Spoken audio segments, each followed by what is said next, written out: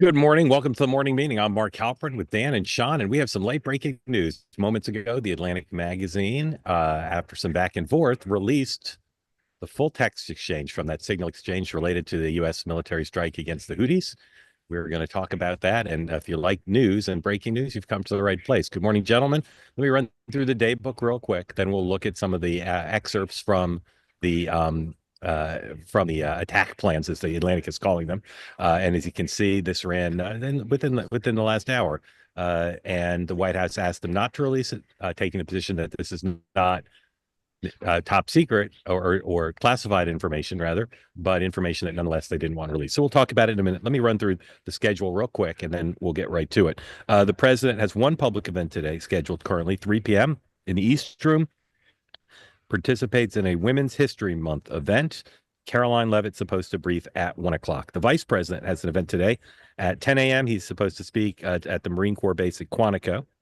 Kristi Noem is in El Salvador. Wes Moore is giving a speech commemorating the collapse of the Francis Scott Key Bridge today. And on the Hill, there's lots going on. Here are some of the highlights. No votes in the House because of the funeral of, you'll help me, Dan, Raul. Grijalva of Arizona. Grijalva, thank you. House Intelligence Committee at 10 a.m. is hearing from roughly the same roster that the Senate Intelligence Committee heard from yesterday. So you can expect that the Democratic members of that committee will have scooped up the Atlantic story. And I'm sure there'll be a lot of back and forth in that hearing, originally scheduled to talk overall about the U.S. intelligence community's view of threats around the world, to focus on whether they think the stuff in the Atlantic chain, which presumably is authentic, but that'll be a question too, whether that information was properly shared on Signal. CBO at 10 a.m. releases its estimate of when the debt limit will be breached. The ranges I've seen go from July to the fall, so not very meaningful, but we'll see what they say. Chuck Schumer, press conference at noon with some of his colleagues, Democratic senators, on Social Security. And Ro Khanna and Summer Lee are having a press conference on their bill at 2 o'clock, banning super PACs from giving in federal elections. So came in assuming that we'd kind of clean up the Signal story, because I think a lot of us thought it was in some ways fading after the president on Tuesday said all was forgiven with the National Security Advisor. The National Security Advisor said that he didn't know Jeffrey Goldberg, and the intelligence community said it was okay to use Signal. So, Paul, do we have any of the excerpts available yet? We do. Okay, so let's put one up. Again, this question will be, was this an appropriate conversation to have on Signal? Here is the National Security Advisor saying, building collapsed, had multiple positive ID, and praises his colleagues. So that seems to me not classified in terms of the actual information, but in the context of the timing, it's not something that you would want our enemies to see, I would say. Dan, what do you think of that one? And Paul, you'll put up more as you have them. Dan, what do you think of that? Yeah, I'm not sure if those people that he references are colleagues or targets. That was not clear to me. Look, going into this morning, what I was going to say is the question is, was there classified info, and was Signal approved for such information? That neither the CIA nor the Defense Department have spoken on that specific point. And on which point? Yeah, the CIA did. The CIA did not say if classified information, I thought, could travel on Signal. They said people could use it, but they did not say that's. I believe. So here's another one. We don't know what the Pentagon, at least I don't know what the Pentagon's policy is. They seem to not be as favorable towards using Signal as the White House is, and as the Pentagon and as the intelligence community is, including the CIA. Now, here's one from Hegseth. CENTCOM is on point. Great job, all. More strikes ongoing for hours tonight, and we'll provide full initial report tomorrow, but on time, on target, and good rated so far. I will say that if this is as far as it goes, I think the White House will escape this. This is not a battle plan. Okay. All right, Sean, what do you think of this one? This one okay for you? Battle. I mean, that's not even a battle. That's not even a battle damage assessment. That's literally, hey, good job, kudos, bravo, Zulu. Okay, let's keep going. Susie Wiles says kudos one, all good. No one's going to object to emojis. Go up, okay. Yeah. Oh, wait. 2 prayer hands. If you connect two prayer hands Yeah. and a muscle, oh God, Paul, look at that. Paul, let's and Paul, two let's go up. flags Paul, when, go when up. they're Go together. up. That's a Go up. problem. Go up. All Sean, right. sarcasm notwithstanding. Let's go Yeah, up. keep going. Oh, wait, they going. did a great job. Oh God. Okay. So far, it's How is okay. this? So far, it's okay. And then some ads. No, keep going. Okay. All right. Well, that one, go down. That one's not great. Go down. No, Go no. down. Okay. Their yeah. top missile, their first target, their top missile guy. We had positive idea of him walking into his girlfriend's building, and now it's collapsed. So Sean, now, if that guy is not dead, he knows he's a target, and he knows Sean, who they're going Sean, after. Sean, you okay with that? Right now, nothing. I mean, I don't see anything. I'm asking a question. I'm asking a question. No, Are you I don't. comfortable I with mean, that being on signal? Yes, I'm fine. Fine. Okay. Keep going up. So that is where I'm not sure if those people are colleagues or references to who they're going after. No, those are colleagues. Those are Okay, I didn't know who colleagues. Carilla Right. is. Those are All right. kudos. All right. Pete, Okay. Carilla, I see. Amazing job. Is that the whole thing? No. The target stuff is up about what they're doing with specific weaponry and timing. Yeah, here we go. Okay. Stop right here. Stop right here.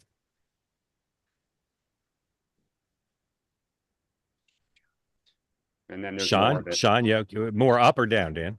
Up. I believe it's up again. Okay. Yeah. Keep going up. Go up to where this part starts. Yeah, All right, there team it's the update. team Here we update. go. Yeah, this is where it Okay. starts. Okay, keep going. So he says we're go for mission. So he's announcing on signal that the mission's on. Yep. Wouldn't want our enemies to know that. He's saying F-18s are launching, saying what we're using. And again, Steve Witkoff was in the Kremlin in Well, but Russia. the White House said this morning he was on a secure phone. They did not Hold say on, he stop. was on secure- They did. They said he was on a secure phone. They said one phone with him, and it was a secure phone provided by the government in Russia. They didn't. I mean, all I'm saying, Mark, is they did not say, and he was using it for this exchange. He says the only phone he had, Dan. Well, Okay, so Sean, what do you think of this? This seems to me to be inappropriate to put on signal. So again, let's go back to the premise of this, which is if you go to the Radcliffe testimony from yesterday, where he is saying that it was installed and allowed, then it's I mean, so this is like if this were on the high side, we wouldn't be having this conversation. The point is, if the system is authorized to use it, which is what Radcliffe said yesterday in front of the Senate IC. He said it was authorized to use it. I've talked, forget what Radcliffe said because he wasn't as specific. My reporting with someone who understands this intelligence community's position, not the White House and not the Pentagon, is you can use it to set up meetings, to share clips for non-sensitive information. That's the policy, as I understand it, of the intelligence community. This is, and we don't know what the Pentagon policy is, but I'd be hard pressed to believe the Pentagon policy was loose enough to allow for this. So generally, how could defend this being on signal? Right. So put it back up, Paul. Put it back up, please. Is the future is what the problem is. So past battle damage assessments, right? That's what's happened in the past. If you're putting out what's happening in the future, strike zones on target. Okay, so you're still not telling anyone where they are. You're just... Sean, this is when the first bombs will definitely drop. That's the future. Right. No, that's what I said. If you're talking about the future, that's where you get problematic because you're going into a future strike, right? We just like, you don't talk about. So I'll say again, if Susan Rice or Tony Blinken or Jake Sullivan was on signal talking to administration colleagues about an ongoing operation and what's going to happen next on signal, what would your posture be? I'd ask the same questions. Was it authorized? Were they able to do it? And then secondly, look, I mean, let's just be honest though, strike zones on target. Okay, that tells you nothing about the location or where they're going. Is it helpful to know that something's coming? Sure. But if you don't know where it's going to happen, that's the real sensitive part. Okay. Let's say, Sean, 4 junior officers were having this conversation on signal. Would you say that they should be indicted if during a military operation? If they weren't, no. So it all comes down to, were you authorized to do it? This is you're missing authorized the point. Authorized by whom? So if you're asking if a junior officer was having the conversation, were they in a position to be authorized to discussing those? Were they given clearance to discuss? I mean, all of that matters. Who would have to give Pete their higher headquarters, whoever their direct report was that had the authorization to do that? So you can't just, it's not a rank issue. Okay. It's not Okay. a, if a junior, if they didn't have permission to do it and they walked outside and had this conversation, then absolutely.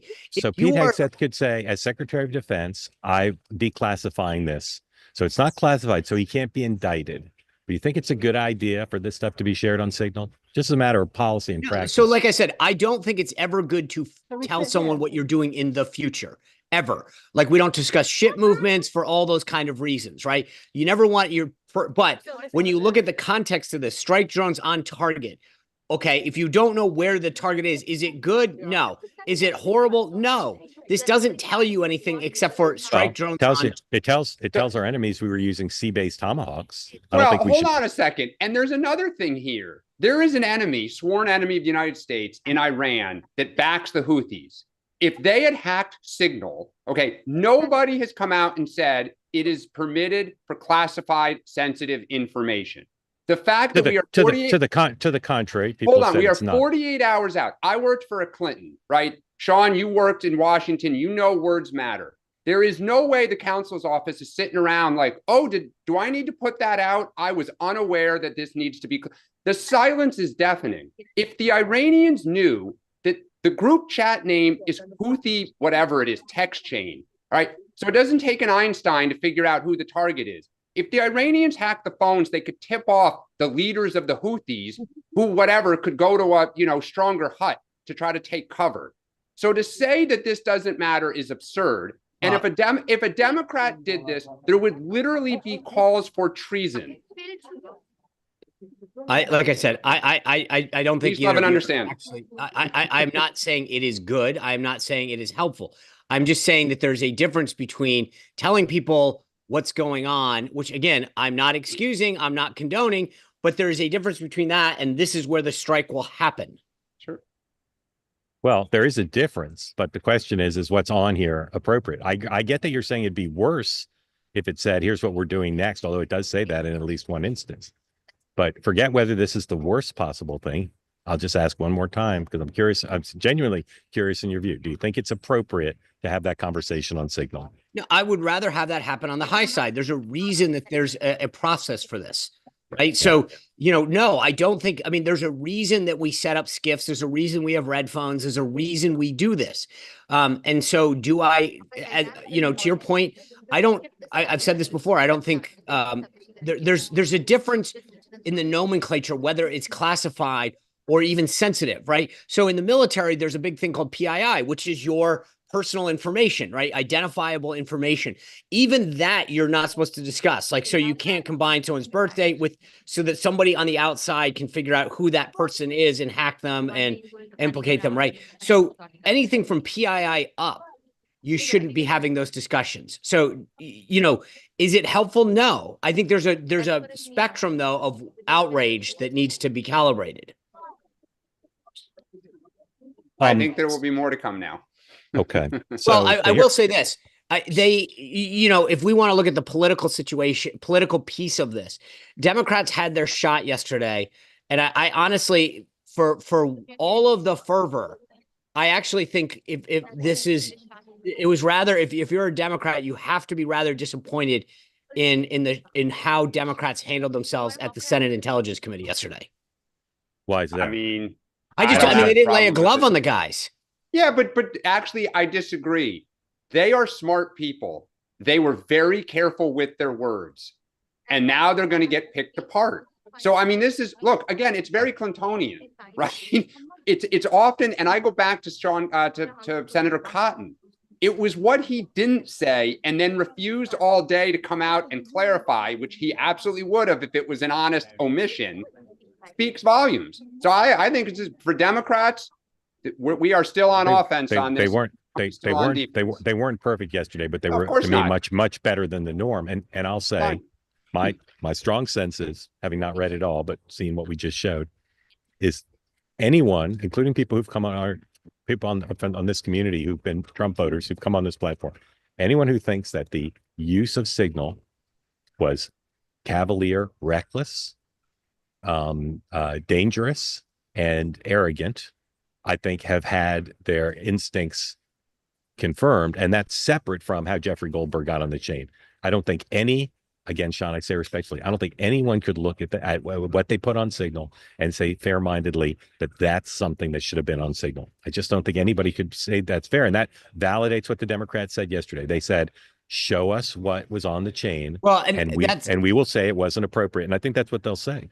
Yeah, I think that to me was sort of the other silly thing. I mean, to say, show us all your emails, that's a little bit of a cute game there, right? I mean, you want to go down that chain. They're asking for trouble going forward.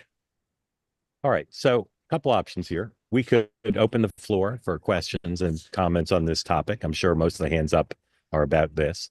Or we could go on to other topics. Guys, what do you want to do? I'm kind of I'll make two quick things since we've dominated this with this story. Is I think yesterday the president made two huge executive orders, one on voting, securing our voting, and the other one on electronic payments. And frankly, this is why, if I were President Trump, I'd continue to be a little pissed off, because he's doing some big things, both in terms of reforming the government and tightening election integrity, that I have a feeling that he really wanted to be able to talk about, that are being overshadowed.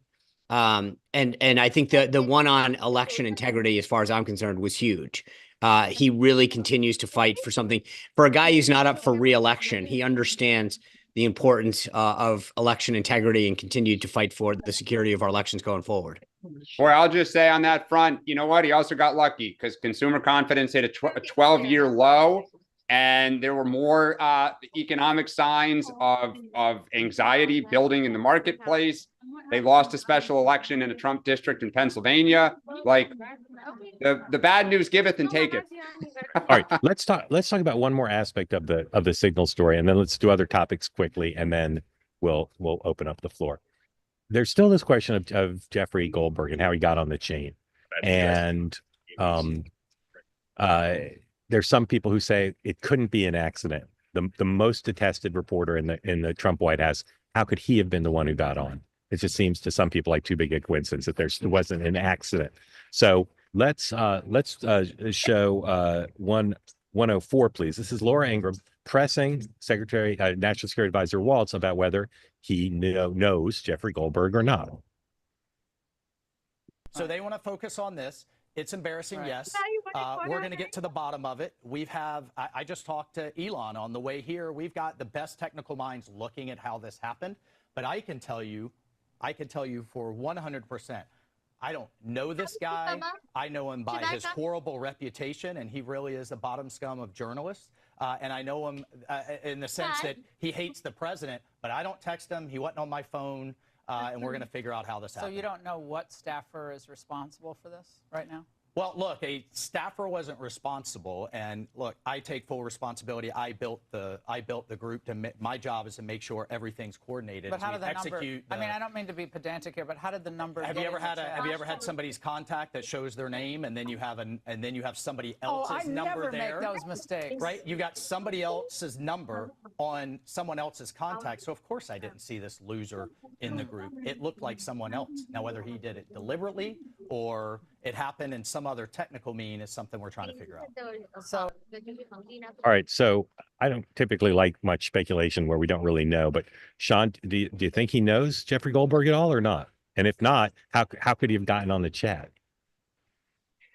So here's what the thing that I find fascinating about this is, if you're going to go out and say you don't know him, right, then that's either, like, if you're Jeffrey Goldberg, it's either demonstrably false or not, right? So if you're Goldberg, you go, here's 5 other texts where we're going back and forth, or here's a picture of me and him at, some event, whatever. Like, so if you're going to make a statement like that, you better be able to back it up. And I assume Mike Waltz is a smart guy. So I assume that barring some like major event that the two can be seen together at, which means nothing in Washington, that he means that when he says it. That being said, I still don't get what he like. That's sort of my question. How does that happen? Like, I have Jeffrey Goldberg's number. I'll admit, right, because I told you guys that anecdote the other day from 25. I had to call him about the story that his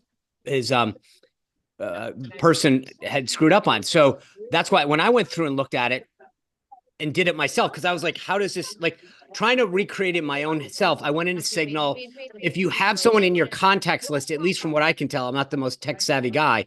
It seems that it populates your current contact list with your Signal, into your Signal, right? So if I have Dan Turrentine or Mark Halperin in my regular contacts, when you open Signal, it has imported all that. But at some point or another, you've had to have had that person in there, right? And they're appearing, in that Signal chain as JG, Jeffrey Goldberg. So it's not like Jeffrey Goldberg's number was Dan Turrentine's number.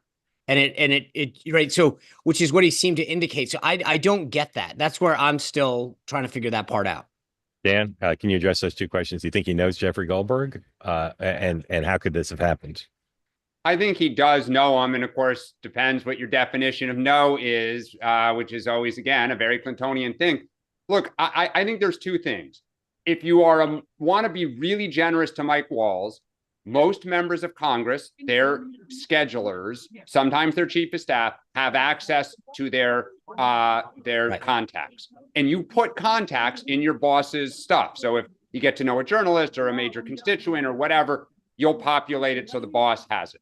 So it is possible somebody over his career recently put Jeffrey Goldberg's contact in his contacts. And to Sean's point, if I went to text Sean Spicer and I had a Sean Spider SS, like you're moving fast. That guy is a jerk. And yeah. Not as good looking as you, though. And look, I have dyslexia. Like, I have done stuff like that more times than I can count. That is your optimistic view. The other side is his face kind of freezes when she presses him about how did this happen. And what he said is, I sent it to the wrong contact. I would think you would say, I have no idea how that got in there. Like, I'm mortified. Instead, he kind of tries to tap dance. And again, I go back to, they're super smart guys. What they don't say and what they don't clarify often tells you where the truth may lay.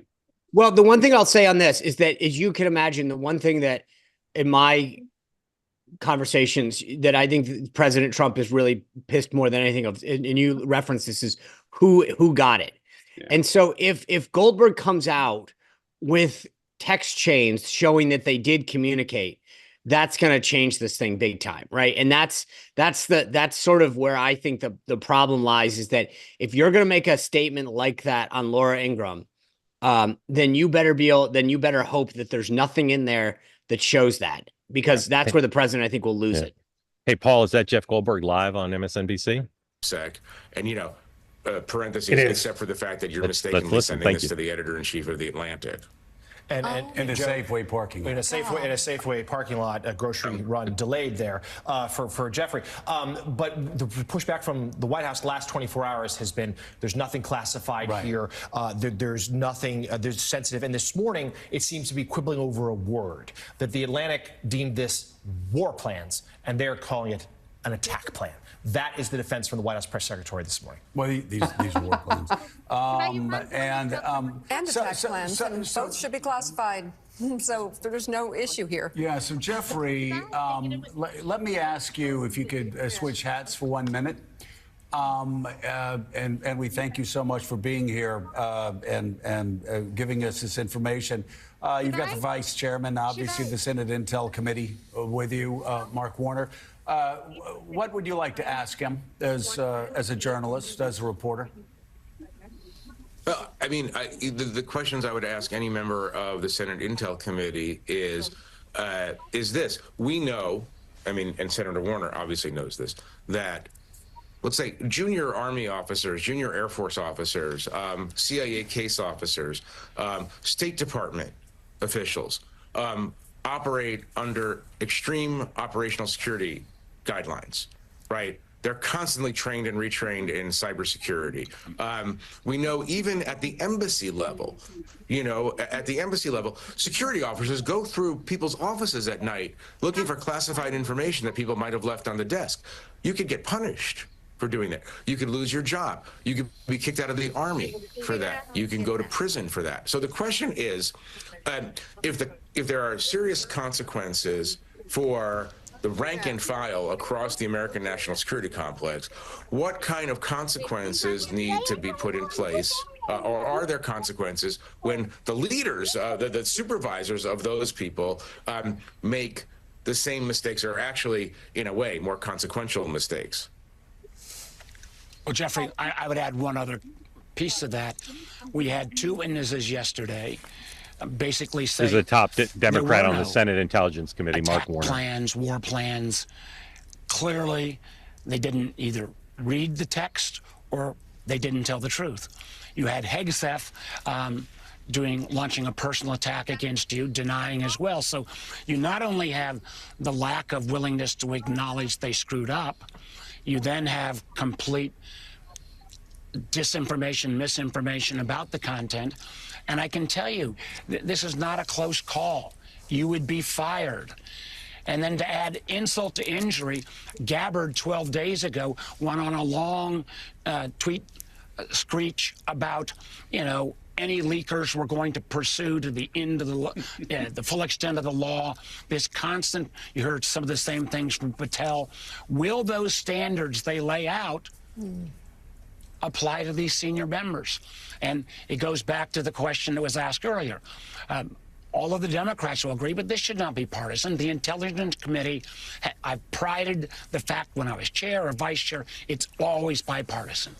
I just hope and pray that my colleagues who I know care about national security will find their voice and condemn this and call for results, call for a few heads to roll, because otherwise we just sanction this behavior. And not only does it demoralize the men and women of the intel community, but what does our allies do? Do you think Mossad or MI6 or any of our other allies are going to share intelligence with us if this is how it's treated? Yeah, Senator, let me ask you an uncomfortable question. You have shared leadership of the committee with Senator Marco Rubio, a senator that when he was nominated to be Secretary of State, we all sat around this table, and I know you probably said the same thing, which was there's some things we may disagree with Senator Rubio on, but he would be a good pick for Secretary of State, given the fact that he had worked so effectively with you and others. And as we have pointed out from time to time, Paul, switch over to Fox. When it was necessary to criticize. Sean, is Rick Crawford a big Trump supporter? Back on that, we've got to provide alternatives. I think he's not probably top of the MAGA list, Ukraine, but Russia is going to become a topic of conversation today. Russia continues to be something that's on our radar screen, obviously, every day. Iran, North Korea, all of that. Plus, okay, take that down, please. Thank you, Paul, for bringing it up. Sean, reactions to what Goldberg and Warner said. So Dean in the chat was actually just noting what we had been discussing earlier, which I think is interesting. Goldberg did an interview yesterday where he says that he only twice in his life, and definitely not recently, within a few years, had actually interacted with Waltz at some point, which doesn't give any. But so I mean, I guess that still begs the question: how do you end up in the contacts list? Because if Goldberg himself is saying, maybe once or twice a few years ago, I interacted with him, which again, in DC, there's a difference. To Dan's point, I think saying, hey, we're at the same cocktail party or at a briefing at one point isn't exactly knowing somebody. But I will say that continues to be something that should be, looked at. Like, how does this guy end up in your contact list? Yeah. Because and then I mean, look, I think we can all admit there was someone else attended, a JG. Someone suggested Jamison Greer, the trade rep. I don't think that's probably maybe, I don't know, but there's somebody that was intended to be in there that probably has a JG or a JJ or something like that. Yeah. Well, you did have the Treasury Secretary on, and they were concerned about Europe, and so the trade rep is involved with that. Witkoff just put out a statement criticizing somewhat mildly the Wall Street Journal, saying he was not on the chat while he was in Russia. He did have a government phone. He didn't use any of his personal devices while he was in Russia for the security reasons, and that his activity in the chat only occurs after he leaves Russia. So that's his story. Dan, do you want to react to the Morning Joe stuff at all? Yeah, two things I'll just say again, and I've worked for Clinton. He didn't respond to the chat, but was he monitoring the chat? And that's all you need to upload software potentially. But look, Mark Warner's a smart guy. He is no bomb thrower. He's a moderate. He is up for re-election. He is nervous about running in Virginia, given Trump's progress in that state. I go back to, no one has said from the Trump administration that Signal was approved for classified information. Mark Warner just seemed to say. But I think Hegseth's going to say it wasn't classified, because if he puts it out, it's not classified. Well, I mean, look, if that's what you're going to try to do, say it's a battle plan. That's not what I'm going to try to do. I think it's what no. he's going to try to do. I know. I don't mean you. I mean the Trump administration. Yeah. I think Mark Warner's right. In a normal circumstance, people would lose their jobs. And certainly there needs to be, I think, some, admitting like, hey, we screwed up. I actually think if people in the Trump administration just came out and said, we screwed up, this was a mistake, we're not going to do it again, and use Signal for this, I think most Americans would move on. I think you're right. But I also say with a fairly high degree of confidence, although I'm not in Green Bay currently, that, as I said before, unless you are really determined to give them a full pass, and Sean didn't give them a full pass, you can't give them a pass on that. That not only on the content, but on how they characterized it yesterday. I don't think you can slough off what was on there and say there wasn't anything to that was dangerous to be revealed. All right, quickly, true rapid round, like 1-2 sentences each, and then let's open it up. Republicans yesterday, Thune and Johnson, who seem to have a very good relationship at the White House, made an agreement. They're going to try to raise the debt ceiling within the reconciliation process. That will lose some votes, but I think on balance, from people I talked to, it's certainly the best of the options. Sean, is this a good idea? And what's the plan B if it doesn't work? Generally, there isn't a plan B. This is the plan. And I think there has to be, because they recognize that the ship already sailed on trying to get something through before. And now they either do it in the context of reconciliation, or Democrats are going to have a vehicle to get something for, right? And that's the problem. They know that they have gone with the go it alone strategy, and they're stuck with it. Dan. Yep. Congress lives by deadlines. This is the ultimate deadline. No one wants to default. It'll force action. It will. I will say it will be interesting to see how Andy Harris and the Freedom Caucus come out. They've been on board so far. And well, look, and the one thing I noted, April 1st, you pick up 2 more Republican votes in the House, presumably. And that's gonna, if you lose 1 or 2, it's not helpful, but I've been thinking about this all morning. I don't really know what my final thought on it is, but it is a forcing mechanism. It is an absolute deadline, but it's a deadline that some Republicans in Congress don't take seriously. Some of them say, great, we can default, doesn't matter.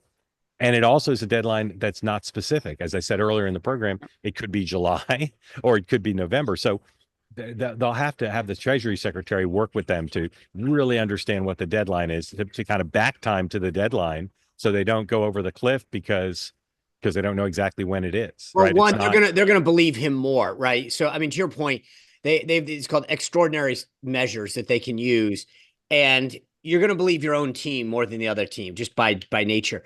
The other thing that's going to be fascinating is that this is all predicated. Sorry. Just on that. Okay, I understand what you're saying. You're going to believe your own team. So he says it's September 1, right? I run out of extraordinary measures, or I'm not going to exercise extraordinary measures, because the extraordinary measures have costs to them, right? You can say that's the deadline, but deadlines involve a game of chicken, even with your own team. So I say, okay, it's September 1, and there's no deal by September 1. Well, then he can say, oh, I just found some nickels in the cushions at the Treasury Department. It's actually September 10th. That's why I worry about them for this deadline. It's not a hard deadline. It's so fungible, not just not predictable, but fungible by the Treasury Secretary. Correct. But it's also, I mean, part of that fungibility is going to be predicated on what comes in April in terms of tax revenue. And that's huge, right? So if you come in less, I mean, this is where April 15th is going to be a big day for the Trump administration, because if you come in short of projections as far as what you brought, that either opens or closes your window. But I will say that President Trump is going to say to his guys, hey, listen, if I give you a deadline, I don't need to find out if we're wrong on September 2nd if I say it's September 1st. Like, don't screw with it. There's a little difference here. I think Trump's got a lot more hammer. In some ways it's better. In some ways it's better. In some ways it's worse. And Sean, I'm sorry if I interrupted and you still had a second point. Nope. Okay. Dan. I mean, I agree. It's a deadline. I do not think anything of the House guys. There is no way Andy Harris goes toe to toe with Donald Trump and MAGA if this is what it comes down to. The Senate is a little more interesting because people have longer leashes, but I think they'll end up ramming this through unless they hit 8 trillion in tax cuts. I think the only thing really to watch is, can they get away with saying that extending the Trump tax cuts cost nothing? I mean, it's a total issue. It's a big total issue. BS, but Yep. if they get away with it. But it's going to be our own. It's going to be the Republicans that call them out on that, right? I agree. You're not. They don't have to. Like, this is where they're going to have their own problem. Yeah. All right. Two other issues real quick, and one deserves a longer discussion, but we keep delaying it. But Witkoff, like, my view continues to be, don't judge him now. Judge him by whether he lands these 2 deals. But it seems like he's done productive work. He has the confidence of the president. He seems very smart. Many people didn't like what he said to Tucker about Russia. But this morning, both the Wall Street Journal editorial board and David Ignatius go after him pretty hard. Caroline Levitt defended him this morning, 105. He is a very good friend of the president, and so he's going to be defended by the apparatus for sure. And he tweeted a little while ago, as I said, expressing disappointment in the Journal. Here's Caroline's tweet. Witkoff is a deal maker. That's why he's up there. I provided a secure line. The Journal board didn't call me. Fake news, etc. Okay, so Dan, why does the foreign policy establishment, as personified by the Journal Ed board, David Ignatius and many others, why don't they like Witkoff? Why are they singling him out for criticism? They're basically saying he's in over his head and he's incompetent. Why are they doing that? I think because they see him as a transactional real estate developer and not kind of the foreign policy school. And one of the things that Witkoff is showing so far is kind of flattery, that, as you said, when he went on Tucker and he kind of repeated some of Putin's talking points. And look, you can say that being a deal maker and not being of the establishment is a good thing. And I think there's probably some truth to that. The flip side is, when you represent the government, you need to be sensitive about what you say versus if you're just a deal maker trying to get a deal in private and you don't really care. So I think to them, there's less polish. Again, some people may like it, and I think the establishment doesn't, and just says he doesn't really get what the role of representing the United States government is versus, trying to get a deal with JP Morgan. Sean. Yeah, I generally agree. I mean, I think what a lot of these folks despise is people that are not part of the club, right? If you're not part of their mentality of thinking about how the whole world's supposed to work, and that there's supposed to be a process of PowerPoint presentations and a series of meetings that evolve into, then you're not one of them, and that they're going to critique your style. I am more, as I've said all along, I sort of look at the outcome. I think Witkoff is making progress. He talked about the stuff in the Black Sea yesterday, where it seems like there's progress on both sides. Both Ukraine and Russia agreed to stuff. We'll see if it keeps. But look, I as long as we're moving the ball forward towards a settled peace that is one that is respectable, then I'm fine. Yeah. All right. Lastly, and again, we're going to keep returning to this topic, and we need a fuller conversation. Democratic grassroots. You could be the most well-funded, experienced, engaged, energetic reporter possible, and I don't think it's possible to measure the Bernie AOC tour, the other protests we've seen, some other kind of grassroots movements burbling up, some people from the progressive wing or the outsider wing announcing primary challenges to Democrats. Dan, just where are you now on if this is a sideshow or significant? Where do you see that going in terms of being part of, or maybe the foundation for, a Democratic comeback? Look, I've been writing about this now the last couple of days on Substack. I think this is great. Like, I think the change is going to come within the party from the bottom up. What you're getting is new energy, new candidates, and hopefully we're going to soon now get new ideas. I think the establishment is just fatigued. They're exhausted from 9 years of battling Trump. They can't believe they just lost in 2024. And like, this happens in Europe. That's, why they go through prime ministers, because you kind of give it your shot. If it doesn't work and you kind of tire out, it's like next man or woman up. And so, look, do I love that AOC and Sanders are front and center? Their ideology is not necessarily mine, and some of what they say I don't agree with, but I think it's fantastic. And I will just say, because it just was published, that the St. Pete Tribune published a poll in the Florida special race. Randy Fine leads by 3.5 points. in a district that Trump won by about 20. Now, that is not a partisan poll, could be wrong, but I will take that. And Democrats won a seat in Pennsylvania yesterday in a district they hadn't won in 147 years in a state legislative race. And I go to this woman challenging Jan Schakowsky. She is 26. Jan Schakowsky's been in the House for 26 years and is 80 years old. Maybe Jan rises to the occasion, but young, like nimble, aggressive flamethrowers, that's what we need. Because if you're an incumbent, like, step up your game. Show us you still got a fastball. Show us that you can kick somebody's butt and now go take on Trump. And if you can't, goodbye. Sean. CNN's got a new poll up. Who best reflects the core values of the Democratic Party? Gavin Newsom, 2%. Jasmine Crockett, 4%. Barack Obama, 4%. Hakeem Jeffries, I think 6% rather. Bernie Sanders, 8%. Kamala Harris, 10%. AOC, 10%. That doesn't, I mean, if I don't really. What do you know? Was it open ended or were those the choices? I haven't, okay. I'll go look at the crosstab, okay. But that was everyone I don't see somebody jumping out that says this is the person. I mean, AOC obviously at the top. That Obama number is incredible. Right. Yeah. But it just tells you that this is a party looking for a leader right now. Look, yeah. I think we will be a different party in 28 than we have been the last 20 years. I don't know what's going to come out of it, but we're going through change, and amen. Dario, welcome in. Thank you for joining. Tell folks who don't know where you are, what's on your mind. Well, I live in Coral Gables, Florida. I teach political science at Florida International University. Great school. Mercy was a student of mine, Mercy Schott, and I done a lot of interviews with Mark Caputo over the years.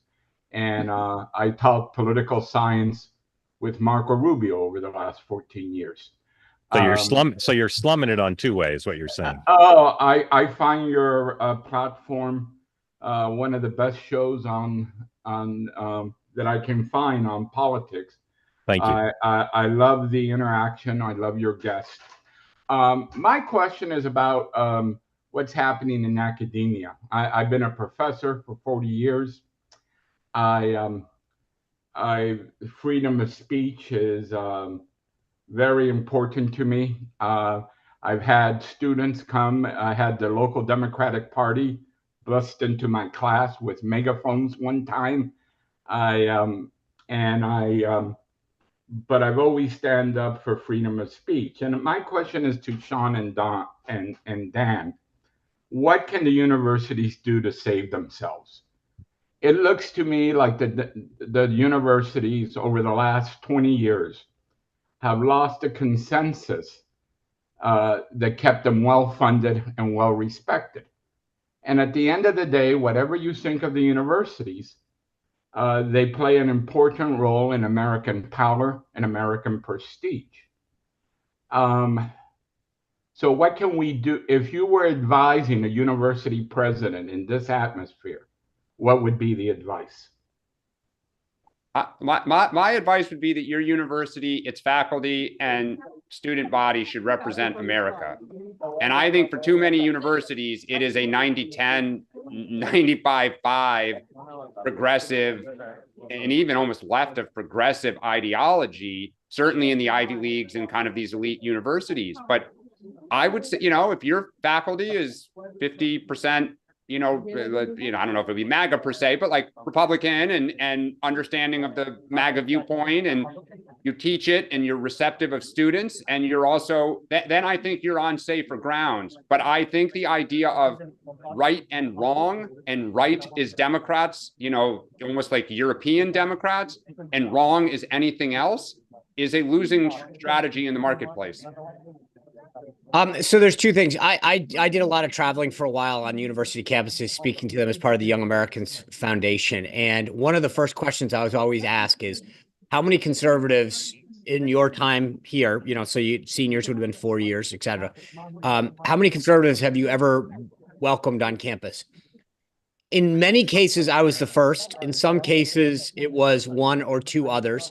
And when those others came, from whether I was at Harvard or UC Berkeley or UPenn, I always traveled with a rather nice contingent of security because the universities did very little. Their idea was what it took before they would deal with the situation basically would amount to some form of violence. They allowed sort of disruptions. They allowed, and so I think the first thing that I would argue is invite more people, make it very clear that this is a place for learning and tolerance. That's the biggest issue, that they don't actually want that to happen. I think Tim in the chat saying, yeah, Charlie Kirk is doing a great job of going to campuses and engaging with folks in dialogue, whether you like him or not.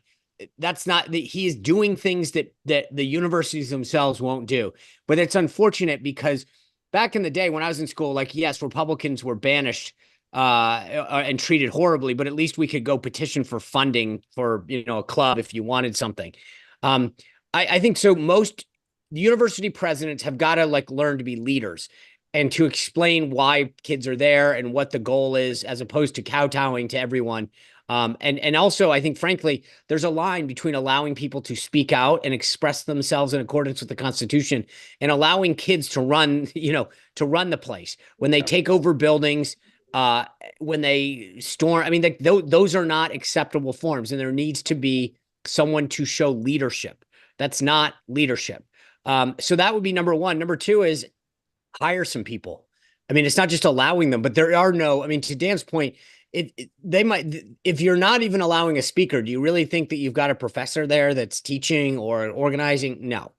So they've got to make a commitment to, and this isn't about just now, they have really let down the future of America by how they've behaved. And the college presidents, I'm glad to see President Trump yanking the money from Columbia and everywhere else. These guys are not good stewards of money. They should never have gotten it in the first place. And I'm glad to see him defunding them, because there's a whole separate argument that you're not asking about, which is I think there needs to be wholesale reform. These guys literally live off bilking people for money, making student loans, making student education get more expensive. The cost of an education should not be that high. And it's not because the education's that good.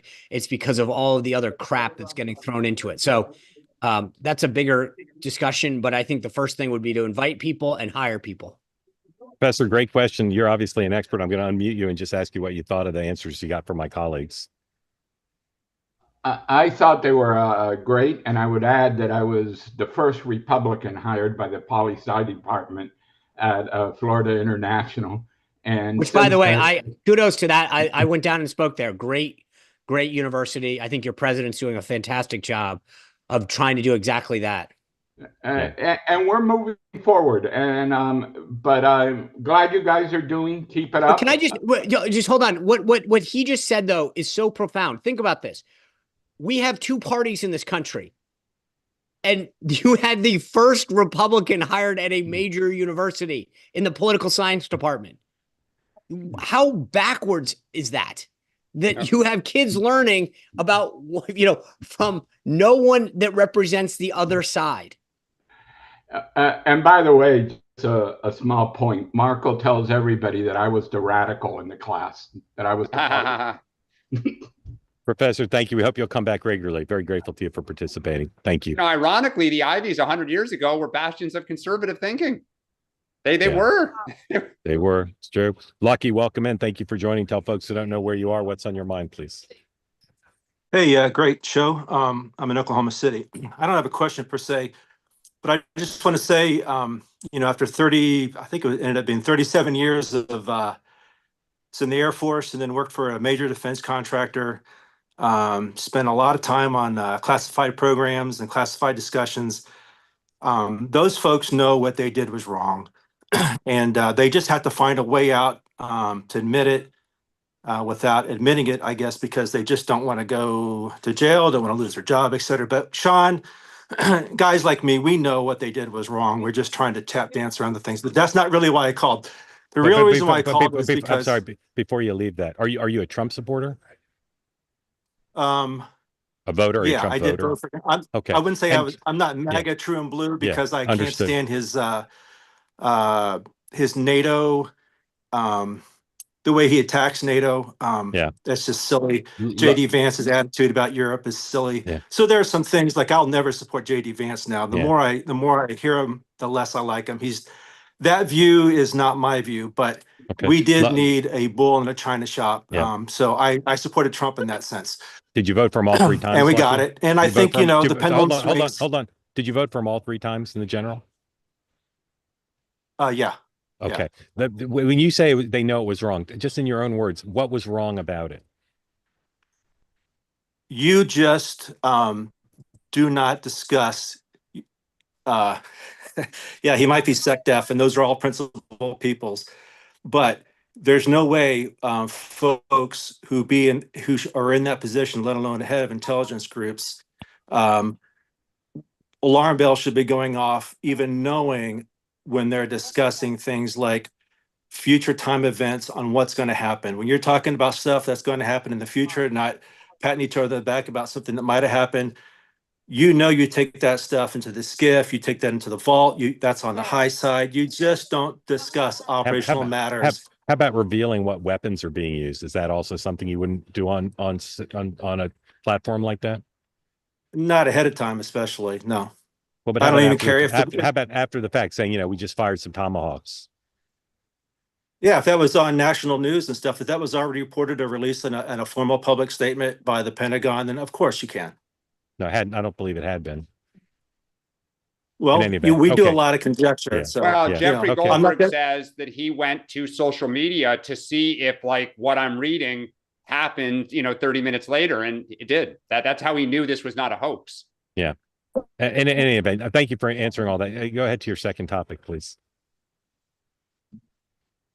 Lucky, go ahead. Well, not topic, but my point is, so my real point is that I just want folks to know that you can support Trump and what he's doing, but you don't have to pretend like his attitude towards Europe and NATO and Ukraine is okay, because we all know that's BS. Also, can I ask and that's my point. I want you to articulate, if you can, for a second. What is it that irks you about his stance on NATO? Well, having been overseas for many years, living on a NATO base, those people, I'm not going to turn my brain off and pretend like we aren't partners, that we didn't make commitments to them, that being NATO economy, there are Russia is not our buddy. Russia is not anybody that anybody with a sane brain would start picking up and talking their talking points. Putin is just Trump. He's got 3 or 4 more years of Trump, and then he's playing the long game. He knows there's somebody else coming, and Putin and Russia are never going to be trusted by me. And I think anybody that's ever served any serious time in the military in Europe and is talking to the folks over there, not just on the bases, but go out in the country, do what you do in Europe. I'm sorry. Let me just. Here's what I get. I'm with you on this. Okay. But just tell me what you specifically said his stance on NATO. Is it that sounds more like that you have with him, how he treats Putin? It's the package. There were other ways you could, like he talks about negotiations. Okay, well, you could have said a lot of that stuff about upping your commitment to NATO, your spend on NATO. You could have told them, hey, look, guys, here's the fact. We're in a major debt in America. We personally want to switch gears and go towards China. It's nothing new, but we really, really, really need to prepare for a potential war against China. Please take on the burden higher at NATO and higher burden of supporting Ukraine so we can pivot in a controlled manner without looking like we're panicking and just dumping on you guys, and pivot to the Pacific. There's ways you could have done that first before going all nuclear, which is how I look at how he's treated NATO and the NATO countries. Yeah, so I mean, like I respect your service and what I kind of look at it the other way, which is there was a deal with NATO, and we said we'll have your back if you agree to 2% of your GDP being put towards defense. And for years they said, why bother when you guys will just do it for us? So at some point, we all know that. We all know that. And I admit that too. And I already told them it was effective, but it's a nuclear way to be effective in getting NATO to wake up. And guess what? The non-nuclear way, and I know that we're all speaking, in hyperbole here, didn't work. They kept laughing at the United States and say, yeah, you'll have our back. Don't worry. We're going to spend our money on stuff. I'm saying is if Trump is half the great negotiator you and other MAGA folks said he was, he could have first tried in this second go around, Trump 2.0, to be the nicer, kinder Trump towards NATO one last time, then But do Lucky, what he did. That's all I'm saying. Lucky, again, we respect you and really enjoying the conversation, but with respect, there's nothing in the public record that suggests that anything. I'm sorry, you broke up. There's nothing in the public record, with the exception in the last 50 years, that suggests that NATO would bend or change or accommodate the American request without very, very harsh measures. There's nothing to suggest it.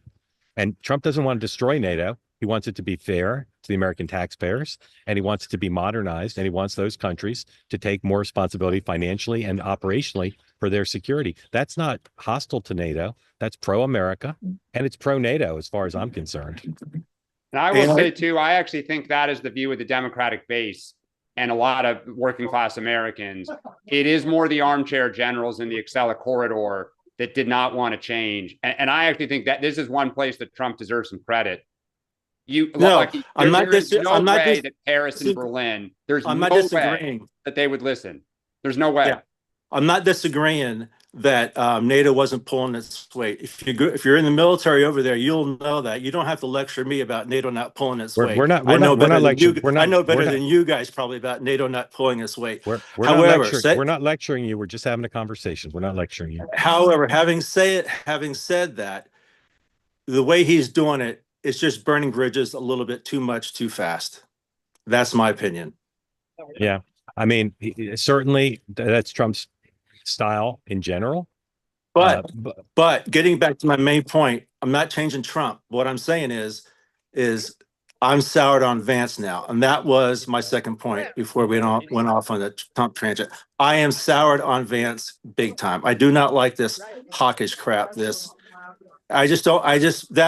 text message, the text messages for me, the big thing to take out of that was Vance's attitude. That brought it out into the light. He's never going to change. Nothing he can say on the campaign trail 3 years from now is ever going to change my view of him now.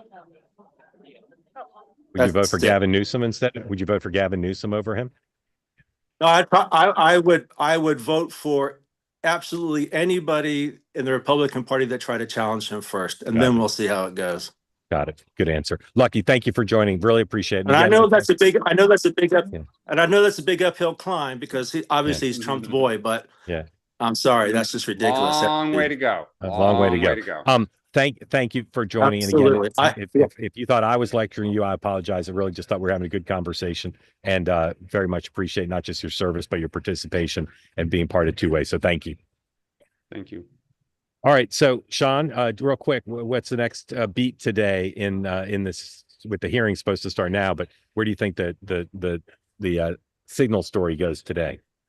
Well, I'll say it again, what I said last night, which is, when a story or a crisis happens, the goal is to get all the oxygen out of the room and let it die within 48 hours. It got a little oxygen yesterday because what President commented, Waltz commented on Laura Ingraham, and then there was a Senate hearing. I think today is the last attempt to throw oxygen in. I would expect House Democrats to be a lot more fiery than their Senate counterparts. So as long as they can keep their composure, and I think they did a great job yesterday, politically speaking, then I think that this could be the end of the story unless another shoe drops. Jeffrey Goldberg, he threw it all out there today, and unless something comes of this, I would assume that this is the end of the story. We didn't get to it today, but I think there was a big shift to add JD Vance to this Greenland story, and to the Greenland trip, rather. I'm sorry, with his wife. Yeah. I think that could also shift. Let's see where that goes on Friday when he goes over there. Well, although his going actually some way ratchets it down because they're not going to the race now; they're just going to the military base, and so the trip is less of an affront to the Greenlanders than it was before. So adding him, I thought escalated. In fact, I think de-escalates it based on the reaction and the schedule change. No more dog sled race. Yeah, no dog sled. Dan, real quick, because we got to go. Yeah, I just think Trump is the master at shifting the narrative, as Sean said. He loves to toss a red ball and have everyone go, comment on it. So I think between now and Friday, I'm sure they have something in their back pocket, and I would expect to see it, rolled out. Sean, what do you have tonight on your show? Senator Ron Johnson of Wisconsin. That'll be good. All right. Meghan McCain happy hour, 5 p.m. Eastern time today. Don't miss it. Meghan is going to have lots to say about lots of stuff with her guests, James McWhorter and Kristen Lacefield. I'll be back at 6 p.m. Eastern time, right after Meghan. My special guest to talk about the news of the day and his new book is Steve Hilton, the author, commentator, analyst, activist, sometimes Paul. So join me at 6 p.m. Eastern time. And then don't forget Thursday night, special event only for two-way community members, not on Zoom, not on YouTube or X. David Bonson, whose Bonson Group sponsors Two-Way tonight, Thursday, 10 a.m. Eastern time, right after this program. We'll be talking about the unpredictability in the economy and what you can know about it. Great chance to ask David questions. And of course, also, I recommend you subscribe to his Dividend Cafe. You can both sign up to the event and sign up for the newsletter, both free for Two-Way community members, twoway.tv/TBG. I'm switching over to Michael Smerconish now. See you over there. See you both tomorrow, 9 a.m. Eastern time again. And thanks everybody for watching and for our great hand raisers and questioners. Have a good day.